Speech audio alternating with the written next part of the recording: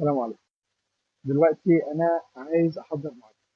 أول حاجة بسأل بيها نفسي أنا عايز أمتحن إمتى؟ ده أهم سؤال. لو أنا طالب في أول السنين لحد سنة تالتة فأنا مش مستعجل لأن كده كده مش مسموح لي أدخل الامتحان غير بعد سنة تالتة. فغالبا هيبقى التايم لاين بتاعي من سنة ونص لسنتين لأن أنا معايا وقت ومش هينفع أمتحن أصلا غير بعد سنة تالتة. طيب لو انا رابعه خمسه او امتياز لا انا دلوقتي بقى اقدر امتحن، وبالتالي لازم اعمل تايم لاين مناسب لظروفي. بمعنى ايه؟ انا دلوقتي بذاكر في اليوم للكليه او بشتغل او بعمل اي حاجه ساعتين ثلاثه اربعه بروح الجامعه، المهم عندي وقت فاضي اقدر اوفره للمعادله كل يوم بشكل يومي من ساعتين لثلاث ساعات. ده اسمه بارت تايم ستادي. بمعنى ايه؟ انا دلوقتي بذاكر معادله بس بشكل جزئي، مش مفضي نفسي فيها بشكل كامل. طيب الكلام ده هياخد مني اكيد اكتر من اللي بيذاكر بشكل كامل لوحده على طول مفضي نفسه مفرغ نفسه ذاكر في اليوم 8 ساعات 10 ساعات. ده هياخدها في وقت غيري. طيب لو انا بذاكر ساعتين ثلاثه المفروض ان المعادله طبيعي تاخد معايا سنه او سنه شهرين سنه وثلاث شهور بالكتير. طيب لو بذاكر بقى 8 والكلام ده من 6 ل 8 شهور بالكتير. وعايز اقول حاجه، مش كل ما هطول وقت كل ما ايه هبقى مستواي احسن، لا.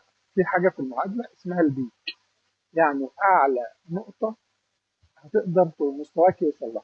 بعد كده هتلاقي نفسك دروب تاني بعد ما وصلت لمستوى معين هيبدا مستواك ينزل لانه المعلومات لما بزيد فيها دبس زياده عن اللزوم ببدا افقد حاجه تانية. يعني انا زودت نفسي قوي في الباثولوجي الاقي نفسي في البايو والمايكرو بقيت قليل شويه. حسنت نفسي مثلا في البيهيفيرال ساينس هلاقي نفسي في الاميونولوجي بقيت قليل، وهكذا. طيب بعد كده ابدا اسال نفسي سؤال تاني بعد ما عرفت انا هحدد الوقت بتاع قد ايه. ولو خريج طبعا الوضع مختلف، انا بشتغل ولا افرغ نفسي كامل، وهكذا. بس الرينج الطبيعي لو بذاكر فول تايم من 6 ل 8 شهور، لو بذاكر بارت تايم من سنه لسنه ونص. طيب هاخد كورس ولا مش هاخد كورس؟ في البدايه نيجي سؤال، هو الكورس ده لازمته ايه؟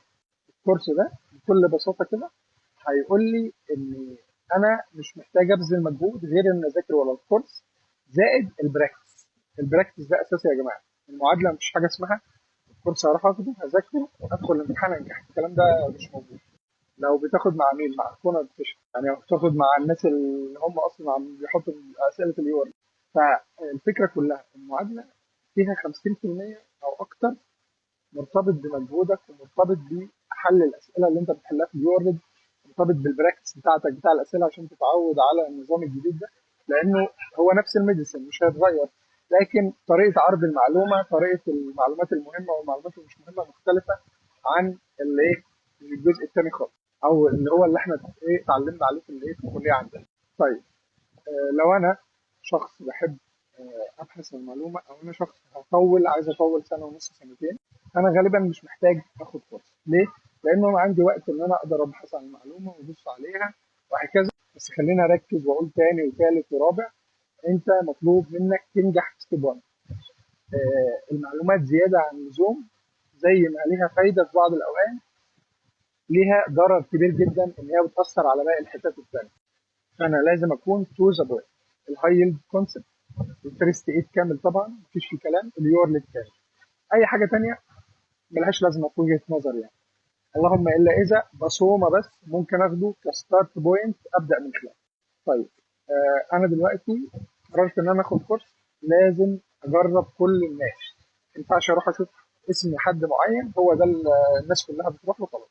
لا، كل الناس المفروض لها يعني كورسات موجوده اونلاين، على الاقل سيستم كامل. مش حاجه اسمها ان انا احكم على حد من خلال ايه؟ من خلال محاضره واحده، لازم سيستم كامل. يعني مثلا الكورس بتاعنا اسمه الاي تي بي على القناه موجوده على اليوتيوب، في سيستم كامل مشروح الاندوكراين، في سيستم كامل مشروح الاميونولوجي. سين وصاد وعين كلهم اكيد لازم يكون لهم حاجه مشروحه. لو ملوش حاجه مشروحه اوعى تشترك معاه، لانه لو هو اوريدي مش عارف ان الناس لازم تجرب طريقته يبقى هو اوريدي مش محترم الناس، هو مجرد بيجمع عدد. فلا، اوعى تاخد كورس معاه سواء في المعادله او في اي حاجه تانيه. طيب قررت ان انا اخد كورس، مشيت مع الشخص ايا كان اللي هبدا معاه، لازم اكون عارف ان انا عليا دور زي ما احنا قلنا 50%. هو هيشيل من عليا هم ان انا ابحث عن المعلومه، هيديني المعلومه تو ذا بوينت. دوري ان انا احل يورلد واعمل براكتس مع الايه، مع الجزء، مع الشرح بتاعه. لكن مفيش حد زي ما احنا قلنا يخليني في الكورس بتاعه ادخل الامتحان على طول وانجح. الكلام ده في الاحلام. تمام، يبقى انا ببراكتس 50% مذاكرتي في الكورس اللي هو بيديهوني. تاني حاجه حل اليورلد او حل بنوك الاسئله اللي موجوده قدامي، خلصت اليورلد بحله تاني، او احل اي حاجه من الحاجات اللي موجوده. طيب لو هذاكر مع نفسي، احاول بقى اروح على الحاجات تو ذا بوينت. يعني افضل حاجه بي ان بي، بورد اند بيان. ده كويس جدا. مشكلته الوحيده ايه؟ ان هو طريقه الانجليزي بتاعه سريعه شويه، وده بيجي مع البراكتس. اول مره غير تاني مره غير ثالث مره غير 10 مره، بعد كده هبدا اسمعه بشكل كويس جدا واذاكر مع الفريست. او استخدم الشباتر اللي موجوده للناس اللي بتعمل كورسات. الشباتر اللي موجوده مطروحه على زي ما احنا قلنا. انا مثلا عندنا الاميونولوجي والاندوكراين موجودين على اليوتيوب. احنا ما دام احنا حاطين اليوتيوب فاحنا مسامحين فيه. لو حد تاني حاطط على اليوتيوب حاجه فهو اوريدي سايبها، يعني الناس تذاكر منها. فممكن استخدم الحاجات دي مع البورد اند جراوند وهكذا. زي ما احنا قلنا، اهم حاجه ايه في المعادله؟ الاستمراريه. لازم اكون بذاكر 6 ايام في الاسبوع، لو ساعة واحدة، ساعتين، 3 ساعات، 4 ساعات، أيا كان الرقم، بس لازم يكون بشكل كامل كل يوم لمدة 6 أيام في الأسبوع. الأسبوع 7 أيام، اليوم الأخير ده أوف من كل حاجة. ليه؟ اليوم الأوف أهم من ال6 أيام المذاكرة. الكلام ده محدش هيقوله لك، ده خلاصة سنين يعني مع ناس بشرح لهم الكورس بتاعنا، و 1 تو 1 وجايد وكونسلتيشن وخلافه. انت لو ضغطت نفسك اكتر من 6 ايام، ذاكرت مثلا 10 ايام بشكل مستمر، هتلاقي نفسك بشكل تلقائي يومين او 3 بعدهم اوف، غصب عنك. حتى لو ذاكرت مش هتقدر تحصل كويس، وبالتالي يبقى انت عشان يوم ما خدتوش اوف خسرت 3 4 ايام تانيين. فمطلوب مني ابقى عارف اذاكر ايام ايه، اذاكر كام سنه، اذاكر امتى. هل انا شخص يعني ليلي ولا نهاري؟ بذاكر بعرف اصحى بدري الفجر او قبل الفجر اذاكر شويه، ولا لا انا بخلص يومي واريح شويه وابدا اصحى اكمل بالليل مثلا ساعه او الساعتين بتوعي. ولو انا حد بقى عندي شغل، او حد اولد جراد عندي، مثلا اخصائي استشاري ايا كان، وعايز ابدا في الطريق، كلام افيلابل. وفي ناس بتنتج عندها 40 سنه وناس بتنتج عندها 45 سنه. بس الخطه بتاعتي ما تنفعش تبقى زي الخطه الطالب اللي هو في سنه ثالثه او في سنه رابعه، لان انا وقتي مختلف، اهتماماتي مختلفه، التزاماتي مختلفه، حاجات كتير. احنا بنوفر يعني 1 تو 1 او خطه. لو انت عايز خطه بس وتذاكر مع نفسك موجود، ولو انت عايز كورس خاص 1 تو 1 واحد لواحد على الاقل الحاجات الصعبه او الطريق او السيستم برضو افيلابل عندنا في زوم اي بي وبشكل شخصي معايا. تمام. ده السيناريو بشكل كبير. الفيديو ده من اهم الفيديوهات اللي انا عملتها، كنت عايز اعمله من زمان بس ما كانش عندي وقت.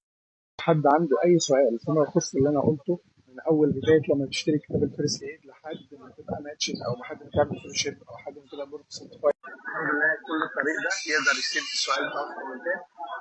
وان شاء الله نجاوب، وان شاء الله نساعد بعض يا جماعه. الطريق يساعدنا كلنا، وفي زي ما كلمه سمعتها قبل كده من حد، الدنيا كبيره وبتساعد كل. مفيش منافسه، يعني مش لازم عشان انا ذاكر يبقى زميلي لازم ما يذاكرش. برضه ده مش معناه ان انا لازم اقول انا بعمل ايه للناس، لا. ركز مع نفسك بس. لو تقدر تساعد حد وهو اوريدي في الطريق معاك ساعده. والله المساعده دي هي اكتر حاجه هتفيد. ربنا يوفقنا وياكم بكل خير. واهم حاجه ايه؟